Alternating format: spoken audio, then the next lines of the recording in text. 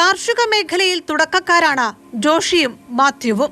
പരീക്ഷണാടിസ്ഥാനത്തിലായിരുന്നു കോതമംഗലം മലയൻകീഴിൽ കാടുപിടിച്ചു കിടന്ന 2 ഏക്കറിൽ തണ്ണിമത്തൻ കൃഷി ആരംഭിച്ചത്. ജൈവ രീതിയിലായിരുന്നു കൃഷി. വിത്തിടൽ മുതൽ വിളവെടുപ്പ് വരെയുള്ള മുഴുവൻ ജോലികളും ഇരുവരും ഒരുമിച്ച് ചെയ്തു. മാസങ്ങൾക്കിപ്പുറം മഞ്ഞയും ചുവപ്പും നിറത്തിലുള്ള കിരൺ തണ്ണിമത്തൻ വിളവെടുപ്പിന് തയ്യാറായി കഴിഞ്ഞു. വലിയ വിജയമാണ് കൃഷിയെന്നാണ് ഇരുവരും പറയുന്നത്. സമീപകാലത്താണ് ഞങ്ങൾ ഈ കൃഷി മേഖലയിലേക്ക് കടന്നു വരുന്നത്.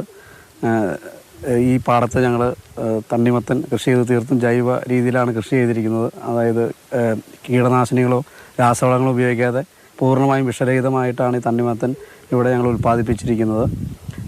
ദൈവകൃപയാൽ തരക്കേടില്ലാത്ത വിളവ് ഞങ്ങൾക്ക് ലഭിച്ചു. മലയൻകീഴ് ബൈപ്പാസ് റോഡിൽ പ്രത്യേകം തയ്യാറാക്കിയ സ്റ്റാളുകൾ വഴിയാണ് തണ്ണിമത്തനുകൾ വിറ്റഴിക്കുന്നത്. ജൈവകൃഷി ആയതുകൊണ്ട് തന്നെ ആവശ്യക്കാരും ഏറെയാണ്. സംഭവം വിജയിച്ചതോടെ കൃഷി തുടരാനാണ് തീരുമാനം. മാതൃഭൂമി ന്യൂസ്, കൊച്ചി.